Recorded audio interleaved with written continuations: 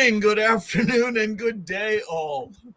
Welcome to another edition of the Digital Download, which is the longest running weekly business talk show on LinkedIn Live, now globally syndicated on the IBGN Internet Radio Network.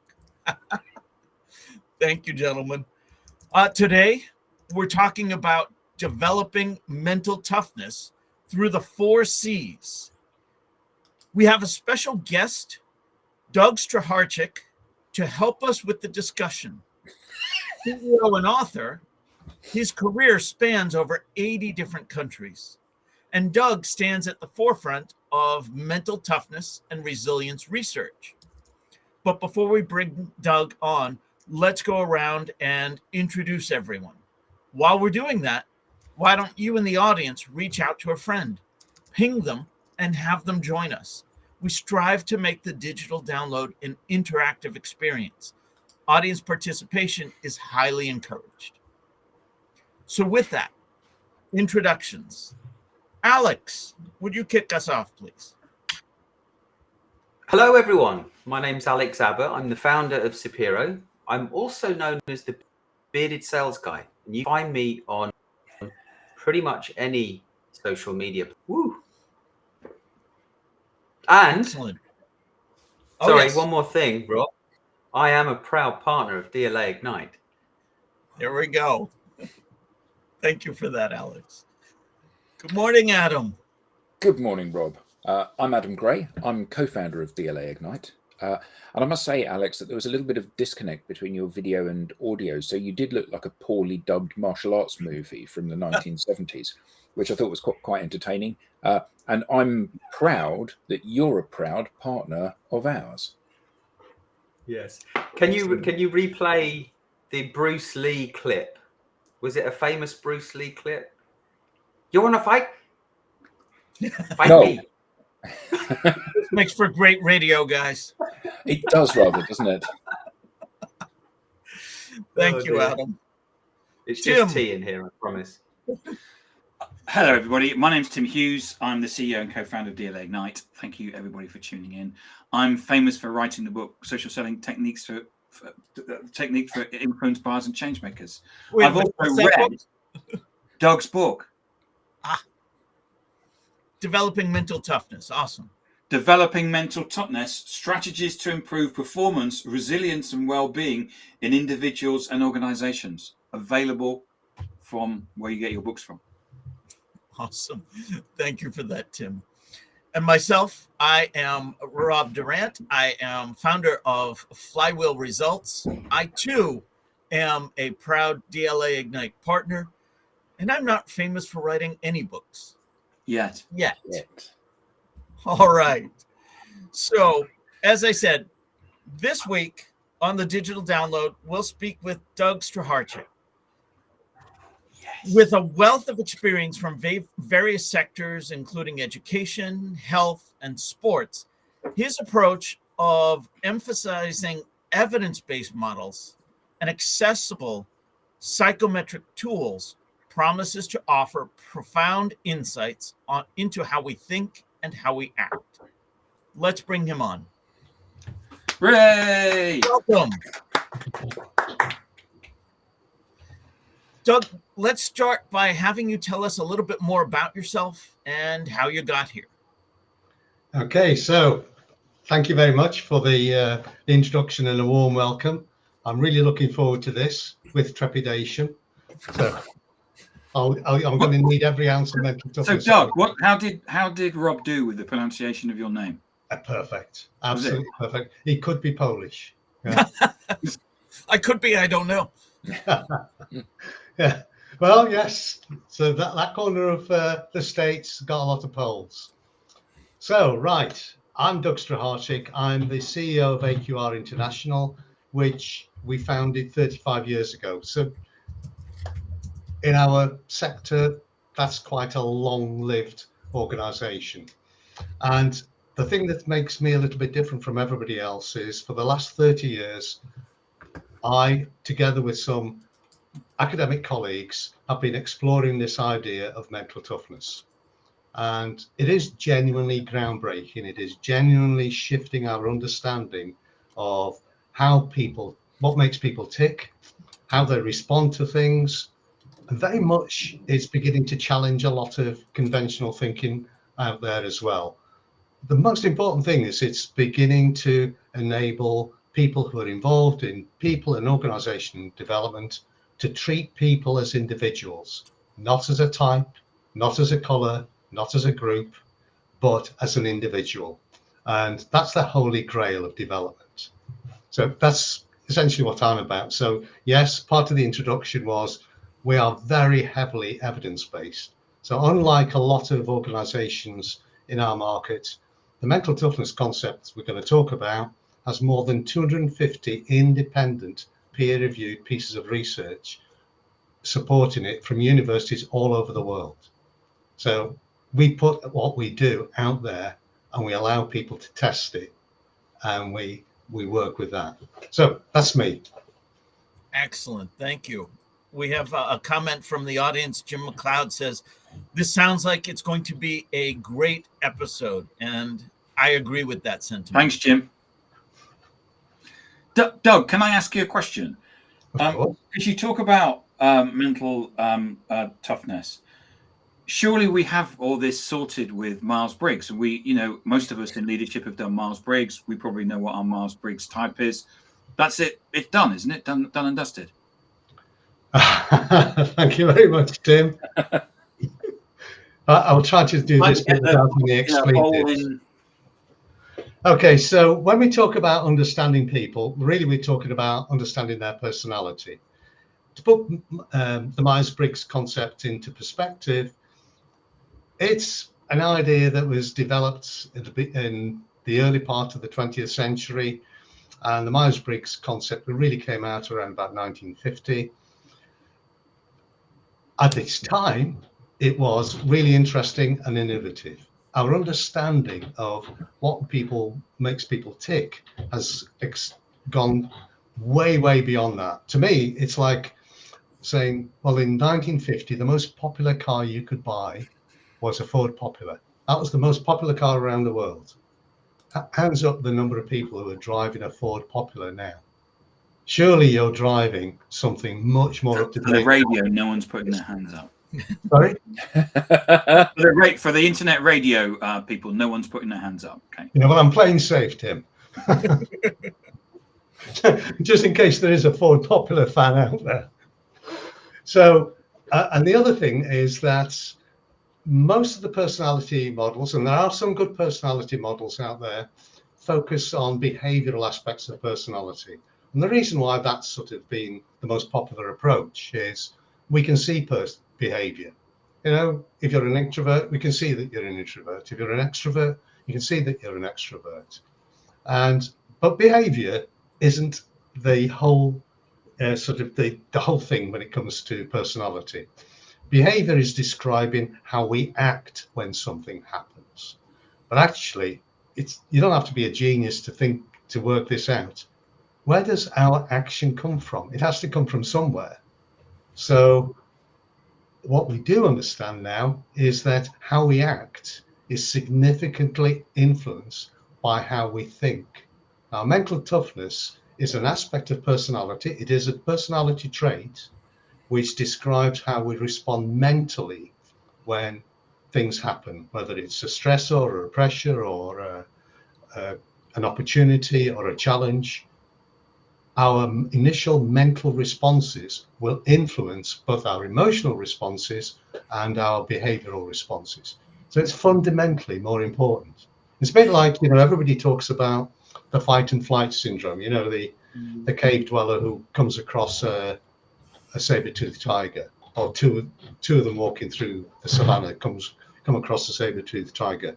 One runs and one stops to fight. Well, why? So these are two aspects of behavior, but they could be absolutely equal in every respect in terms of the physical capability, everything. But one behaves in one way, one behaves in another. The thing that differentiates them and makes that difference is their mental approach. So one thinks they can take the tiger on, and the other one thinks they can run faster than a tiger. So It's our mental approaches are critically important. I think And we can safely say that they're both wrong. Sorry? I said I think we can safely say that they're both wrong with regards to the saber-toothed tiger.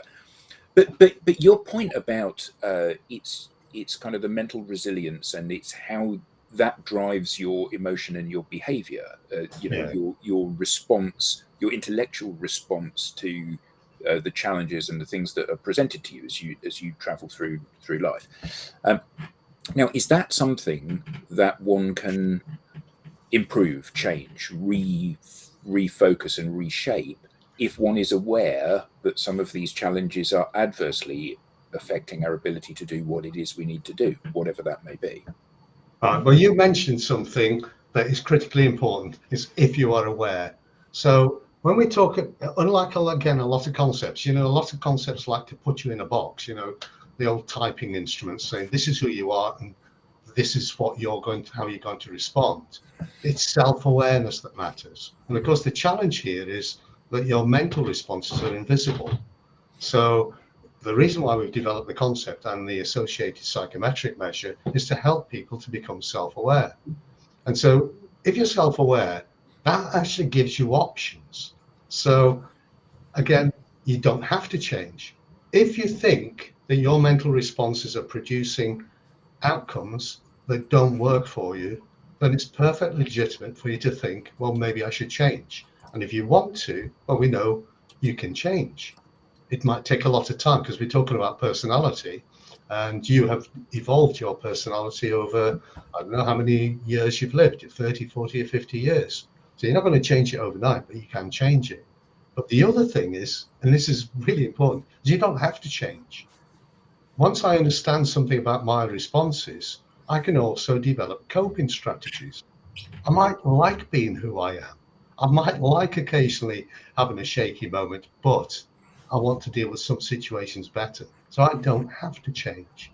And that's the thing, there's too much black and white thinking in people development. If you're not this type of person, you should be that sort of person. And so a lot of people misinterpret mental toughness as you've got to be more mentally tough and everybody should be more mentally tough. Well, it's an advantage for some, but you don't have to be more mentally tough. And there are actual advantages to being more mentally sensitive, which is the other end of the spectrum. So that's kind of a slightly oblique answer to your question, but self-awareness is the key. Is the key, yeah. We have a comment from Brett Snodgrass coming through from X. I think this is our first comment from X. I think it's the first comment in 3 years from X, isn't it? That's what I'm saying. Yeah. He says an analogy might be good moral character, which Aristotle describes as intrinsic. Absolutely. Perfect. Yeah. Yes. You're a fellow disciple. We often talk about this concept being the oldest new idea you'll ever come across, because the first written reference to a concept that is almost identical was by Plato. And Plato described fortitude as one of the 4 virtues. And when you look at what Plato describes as fortitude, it is almost identical to what we call mental toughness now. We just updated the name. And in fact, we didn't update the name. The name was given to the concept by an American, funnily enough. An interesting thing that you said, so for the viewers and listeners that we have, perhaps obviously, we were all kind of together before we started to broadcast. And you were talking about imposter syndrome. You can address that title a little bit later. But one of the things you said was that I think 70% of people have had that response to situations on occasion. So actually, it's not an issue. It's just part of being human. And I think that one of the things that the modern world has given us is it has given us a series of labels that apply to things that are basic human behavior. And I liken this to clearly, and there are degrees of this. There's people that are genuinely anxious in social situations, but there are people that are anxious in a social situation such as, I've gone to a networking event with 100 people and I don't know any of them and I'm a bit nervous. Well, that doesn't mean that you're socially anxious. That means that you're self-aware and human, because that's how you should be in that environment. And what other instances of that do you come up against, where people are having a natural response and they see this as some hideous failing or weakness in themselves because they're not framing it as a normal reaction to that situation? Well, that's a really good example. So we can talk about imposter syndrome later. The example that I find most interesting, so it's answering your question in a slightly different way, is when people talk about burnout. But the most popular description of burnout is you've worked too hard. You've just kept going at something, and because you've run out of every kind of energy you got, you've toppled over and you didn't see it coming. That's burnout. That's a description of one type of burnout. And what you get to see, and I really made my blood boil this morning. I saw on LinkedIn somebody quite well known posting something about the 5 tips to cure burnout. It was nonsense. It was utter rubbish. Within the mental toughness framework and within the mental toughness concept, there's a scale which is called life control. It's where your sense of self-worth sits. It's what Henry Ford meant when he was talking about, if you think you can, you can. If you think you can't, you're probably right. So some of us, when we're given something to do, we'll just go out and do it. And we just believe we can do it, and we just set off straight away. Without thinking too much about it, we go for it. So if that sort of person doesn't realize that maybe what they're trying to do is slightly beyond them, they will burn out because they've overworked. The other end of the scale, you've got people who are hesitant, who can be, your phrase, anxious. They can be nervous. And you could say to them, look, I've got a job for you next week, and I want you to have a go. And that person between now and next Monday will worry. And what they're doing is they're using up their emotional and mental energy. And they get to Monday to start work. They don't get very far. They only do a few simple things and they topple over. They're not toppling over because they've worked too hard. They're toppling over because they've used up their energy in a different way. And there's no point saying to them the same thing that you would say to, person A, who's toppled over because he works too hard. Typically, what you say to that person is, go and take a break. Go and take a couple of weeks on a nice beach. Don't think about work. Recharge your batteries. If you say to the anxious, nervous individual, go and sit on a beach for 2 weeks, what do you think that person's going to do on that beach? They're going to chill out. Exactly the same thing that they did before they started the new task. And conversely, if you say that person actually needs support, that person might need a buddy, might need somebody that talks to them every now and again, somebody that helps them to find their path through their work. If you offer that support to the gung-ho type, what do you think that person's going to do? So, because we can glibly look at big topics and say, oh, it must be this. It isn't this. You've got to dig deep and you've got to say, why did this person, this is what I meant about individualization earlier, why did this person respond to a situation? If we can understand why that person responds, we can do something that suits that person, not everybody. And the consequence of that is you could introduce interventions and development activity that harm. And there is now evidence for that, because in March 2023, researchers at Oxford University did something called a meta-study. They looked at 143 well-being and resilience programs in British organisations. And if there's a live audience, I'd be saying, and what proportion do you think of those programs worked? Not one worked. Okay. Now, they're not saying that those programs can't work. What they also found was that some of those programs did more harm than good. So, I've just illustrated that. If you misdiagnose why somebody's burnt out, you can actually introduce the wrong intervention and make things worse. So if you want to make a difference, clearly what you don't want is a well-intentioned but potentially damaging intervention. So how does one frame this in a way that you can actually provide the support that people need? Well, I mean, what we say and what the Oxford study said is what's needed is personalization, because what they found in that work and what we find is people do provide individualized solutions. So if you worked for me and you were getting a bit flaky, I might say to you, I can see you're having a bit of a tough time. I'm going to ask you to go and see a coach. I'll hire a coach for you. Or there's a program over here that helps people who are struggling a bit. I'm going to enroll you on that program. That's a nice thing to do. But if I haven't sat down and worked out with you exactly what's going on, I might be sending you on the wrong program.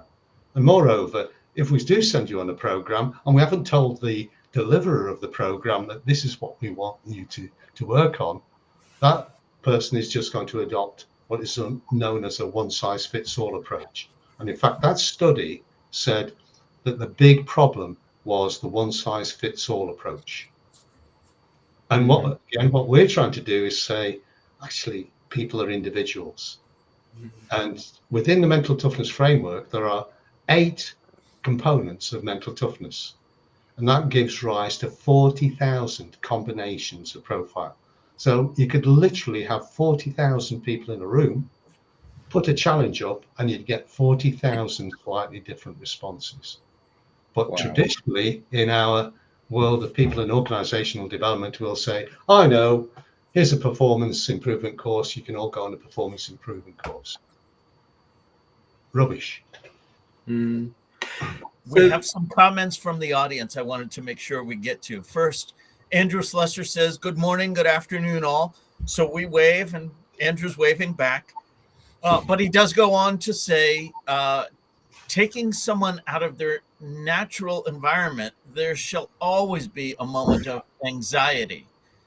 It's how it manifests from there is how we deal in that situation.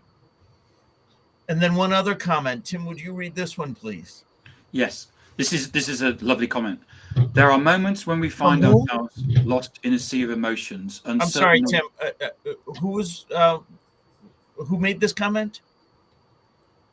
Rakina. Okay. There are moments when we find ourselves lost in a sea of emotions, uncertain of what we're feeling or how to cope. Today I'm grappling with a sudden unexplained low mood. Having exited an abusive relationship in November 2021, I've observed a shift in myself. The impact of that environment cost me some of my positive qualities, confidence, the drive to win, an innate motivation to keep moving. I find myself at times feeling unproductive and drained.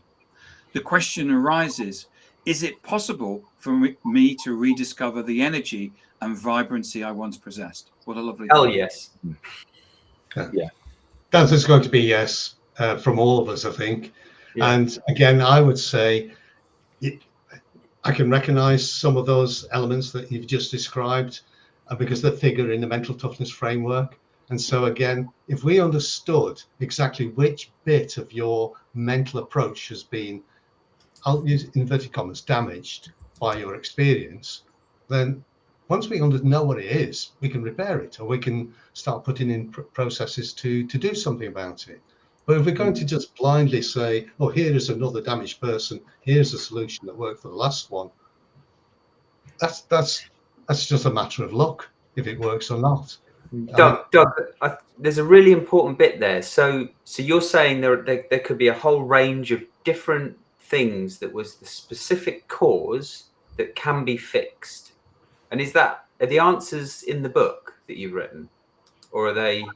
No, the answers will be in the book, and although it's fairly current, it's 2021. We already know more than we have in the book. So I'll give you an example. One of the components of mental toughness is risk orientation. One is one's anxiety control, and that isn't about the extent to which you control your anxieties, your emotions. What we do know is that some of us, we've learned over our lives to be able to manage our emotional responses. It means we feel emotions, like anybody else. But instead of allowing our emotions to run us, we are able to channel our emotions to a productive end, sometimes use it. In sport, you often see people saying, right, I'm going to channel my anger to work even harder, to be more aggressive and whatever.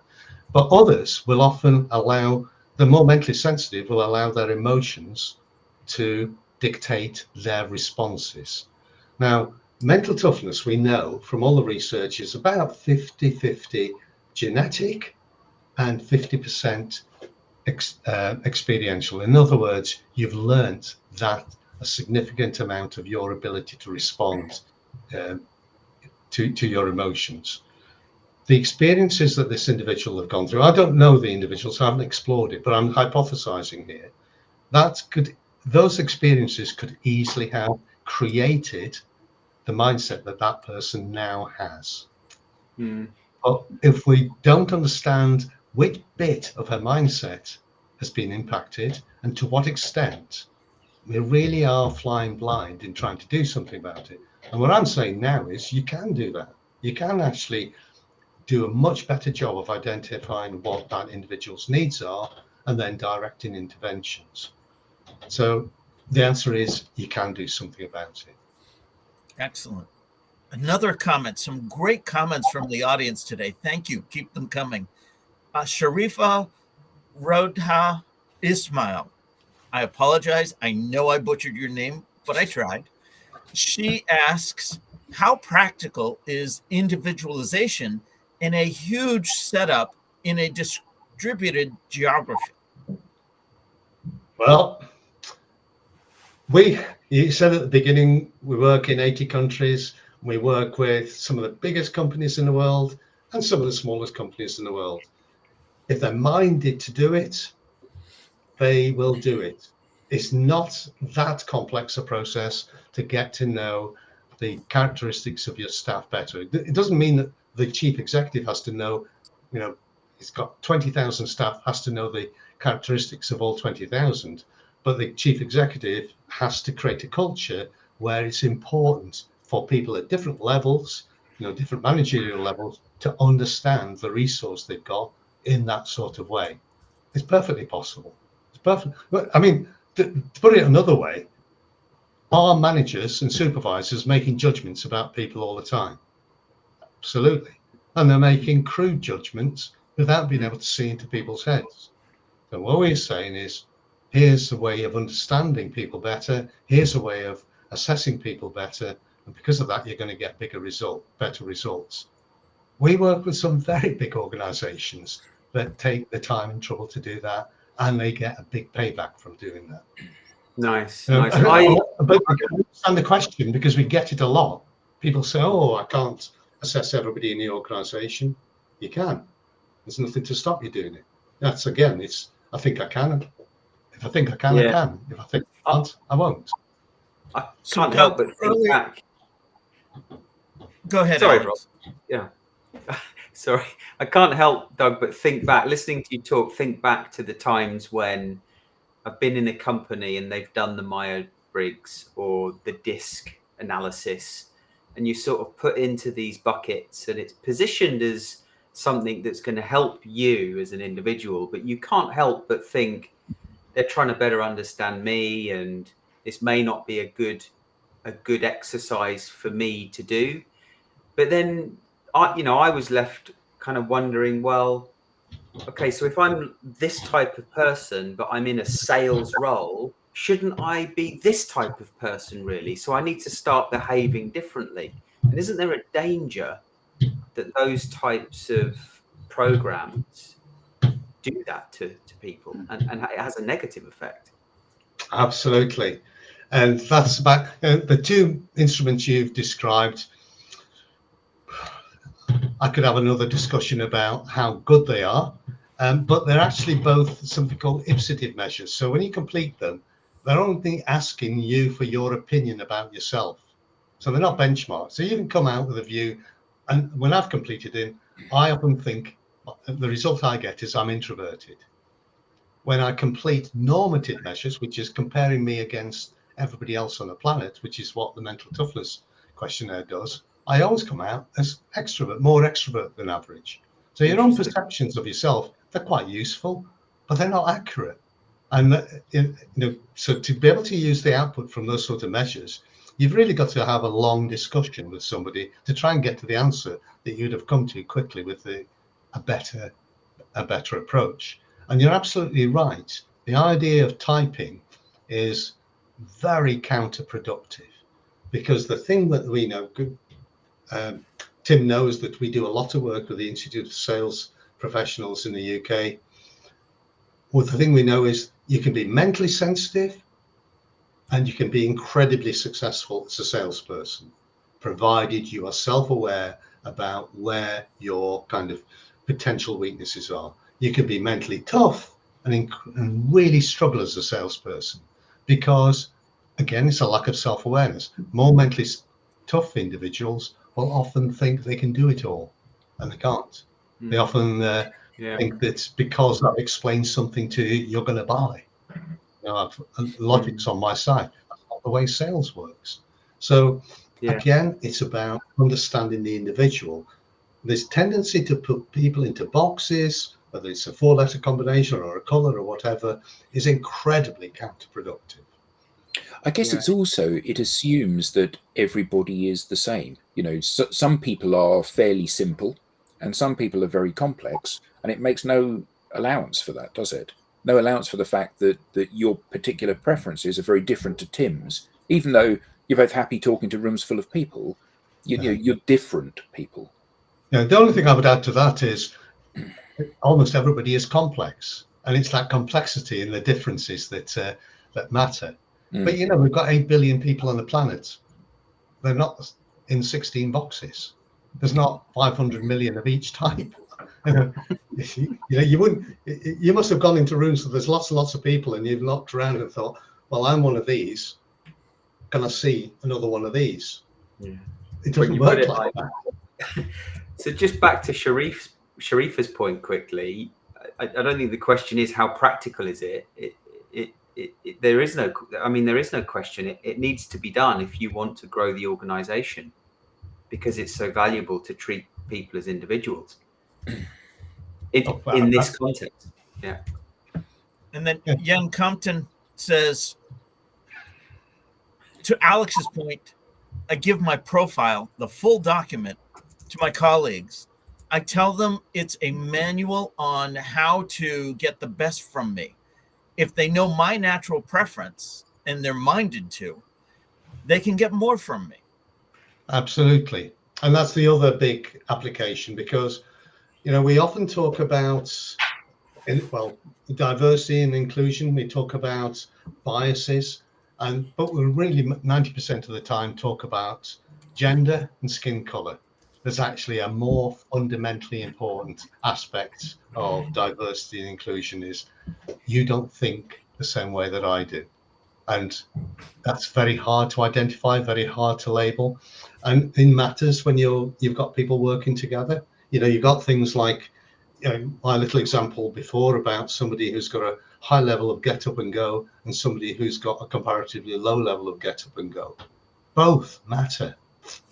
The fact that you've got a high level of get up and go can be an advantage in some situations. I need to get something started. This person will do it. I'm now looking for a cure for cancer. I don't want that person to rush out the door and come back in 2 days later with what he thinks is the answer. I want somebody to be more thoughtful, more slow, to question themselves, to doubt themselves a little bit, so that they go out and approach that properly. The reality is we need both almost all of the time. But the problem is, because we recognize that somebody isn't responding to things in the same way as me, doesn't think like me, we will typically reject each other instead of collaborating with each other. And it works both ways. The get up and go guy thinks, what a wuss, there's this person, he's not keeping up with me. And the wuss is thinking, well, he's obnoxious. He's out the door already. He's not waiting for me. And it's that understanding. It's not just self-awareness. As that quote said, it's also understanding, me understanding other people. and understanding each other to try and optimize the way we work. I don't want you to be my best friend, but I want to spend the next 8 hours doing something productive, valuable. Somebody spoke about intrinsic motivation before. That's one of the components of intrinsic motivation, that I want to do something that's worthwhile. If you ask me to do something that's worthwhile, I'll do it willingly and enthusiastically. I'm not even going to ask about money,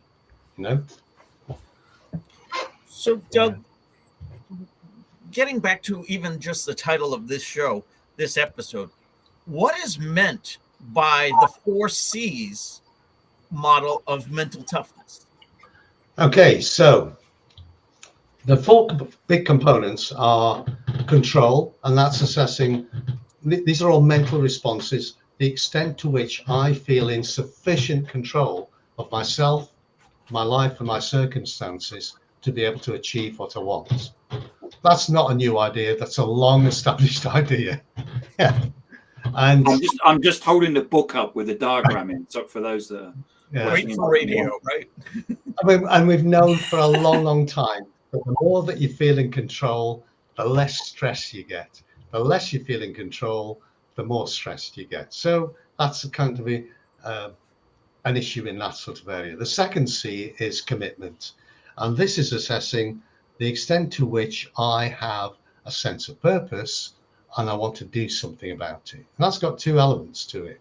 One is having that sense of purpose. That's about being able to visualize what you need to do and think about it being worthwhile. This notion of having a worthwhile goal is really important. Some of us can do it, and surprisingly, an equivalent number of people can't think in that sort of way. And you'd think that if you had a sense of purpose, you'd go out and do it. That's not the case. What we tend to find is that at least a proportion of people who know what they should be doing then don't go out to do it because they can't be bothered to make the effort. And you see that in the workplace, you see that in education, you see that everywhere. So those 2 components, control and commitment, broadly describe resilience. So resilience is a quality that enables you to recover from an adverse situation. And you can recover from an adverse situation because you feel in sufficient control to be able to do something about it, and you still remain committed to doing something about it. Now, an American researcher called Kabasa was doing some work in California with chief executives, I believe, in IT companies. And she had this belief that the higher up the organization you went, the more resilient you were. And she found that, but she also found something else. Not only were they more resilient, in other words, they could deal with adversity and things that had happened in the past. These are people who deliberately put themselves into situations where there was a risk of adversity. So she called that challenge. These people were now optimistic. They were positive. These are people who said, well, I know I can deal with what's gone wrong in the past. I don't know what's coming up in the future, but I'm going to go for it because I think opportunity lies there. Now, some people, not everyone thinks like that. Some people will say, oh my God, I don't know what's out there in the future. I'm going to hold back. It might be not good news. It might be threatening. So again, there's a spectrum of people. And what we found was that the 4th C was challenge, and that consists of 2 elements. One is risk orientation, and that's the extent to which I'm prepared to try new things, new ideas, push myself into the unknown. And we had a question about that earlier. And the other component is learning orientation. And for me, that's the beating heart of the whole concept. Because what we found is, as we go through life, things happen to us and around us. Some of us are really good at looking at what's happened to us and around us and learning from that. And the driver for us is we want to get it right next time. We want to be better. An equivalent number of people are not good at this. Basically, when something happens and it's unpleasant, they would rather sweep it under the carpet. And the consequence of that is next time it happens, you repeat your mistake and you go through the whole mill again. And then the final component, the final C, is confidence. And that's about your self-belief in your abilities, self-belief in your abilities to deal with whatever life and work throws at you. So again, that's a mental thing, because it's not about the level of abilities. You can actually be one of the most able people on the planet, but you can still doubt yourself. And we see this in the world of education with kids. You know, they're really knowledgeable. They've soaked up everything that the teacher has thrown at them, put them into an exam and say, here's a question, you know the answer to that. And they go, I don't know that I do. And they don't put it down. You see that in business, you see in the workplace. People who are perfectly competent will hold themselves back because they think, well, do I really know enough? Doesn't so-and-so know more than me? And then the final little bit is something that you've all referred to in the past, is interpersonal confidence. And that's about having the mentality to feel you can engage with people around you. So some of us can do it. So we walked into a room of 100 strangers. Some of us will walk freely up to somebody, say, hi, how are you doing? Why are you here? This is me. And you're suddenly into an engagement. Others will walk around the edge of a room and wait for somebody to approach them. And if nobody ever does, they don't have any engagement. So those are the elements of mental toughness. And you can see that there are 8 different big components to it. The 4 C's are kind of very big components. Above that is this understanding that mental toughness is a combination of resilience and positivity and optimism. So resilience is backward looking. Can I deal with what's happened in the past? And one of those questions kind of touched upon that. And positivity is, can I deal with what's coming up in the future, even though I don't know what it is yet? So that's about positivity, optimism, and hope. Those 2 together enable us to thrive. Now, resilience allows us to survive, but we can get worn out just trying to survive. Bringing the 2 together enables us to thrive. So that's a rather long response to a very short question. Love it. That was great, Doug. Yeah. So how do the 4 C's vary in different cultures or industries or settings or domains? Yeah, we do a lot of work. I mean, there's me, I'm a practitioner. People often think I'm an academic because I kind of can talk about the academic aspects of it, but I actually work with a lot of very clever academics, and there are now 2 professors who've become professors because of the work with mental toughness. And so we constantly supply them with information, with data to examine these things. So one of the most important ones is, one of the most important questions we get asked is that there a difference between males and females? And generally the answer is males and females in terms of the mental toughness are virtually identical. Statistically, they're identical. And that's quite an important message. I mean, we've got a male-dominated panel here, but if there's no difference in the mental toughness between males and females, there are no grounds for discriminating between males and females.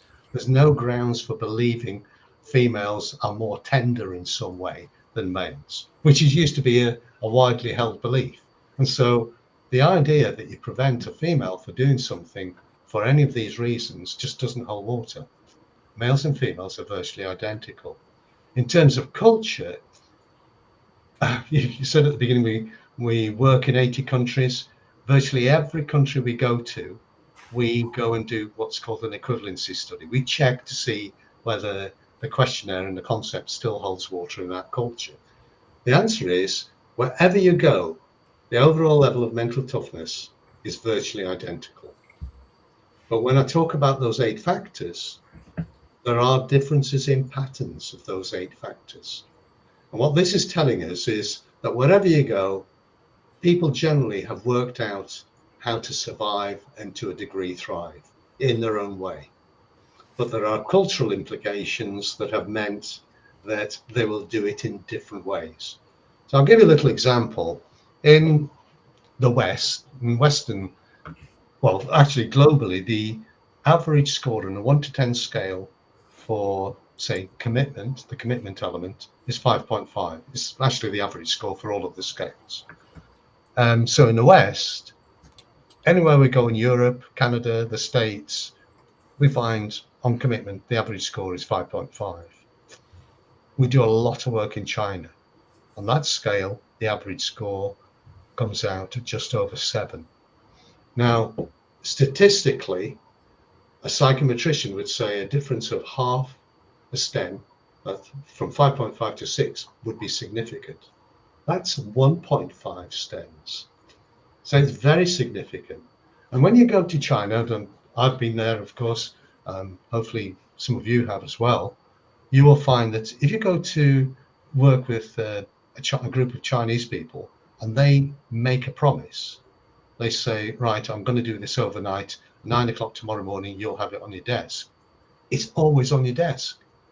It's part of their culture. It's part of their, it's face saving. If they don't do that, they are mortified. If you go to the Middle East, you get a completely different response. The average score in the Middle East comes out about 4.6, 4.7. And what we find there is their approach to time is different. And it's affected partly by their religion and partly by their environment. For them to do something by 9 o'clock, yeah, it was useful and it was a target. But if I don't land it on your desk at 9 o'clock, who died? So they have a completely different approach. And one of the reasons why we're doing some work globally is a lot of these international organizations keep coming across this. You know, you get a branch in China dealing with a branch in, say, the United Arab Emirates, and they're tearing their hair out because they don't keep their promises to each other, or one's keeping a promise and the other one isn't, that sort of thing. So there are those kind of differences emerging, and that's part of what we want to do. We want to learn more and more about it. We want to take our understanding of people and how to get people to be the best version of themselves that they can be. We want to get it to a level where we really understand it, way past sort of the superficial Myers-Briggs type understanding. We want to Doug, you're using those numbers, those measures. What can you just tell me? I may have missed it. What are those measures again? What do they represent? Right. So one of the important byproducts of all the work we did was we were able to develop a questionnaire, and that was fundamentally important because we can describe the concept, but if I sat and looked at you, Alex, how do I know how strong you were on each of these 8 factors? So one of the challenges the academics responded to is to develop a questionnaire that would give us a better insight. Psychometric measures are very valuable, but they're not perfect things.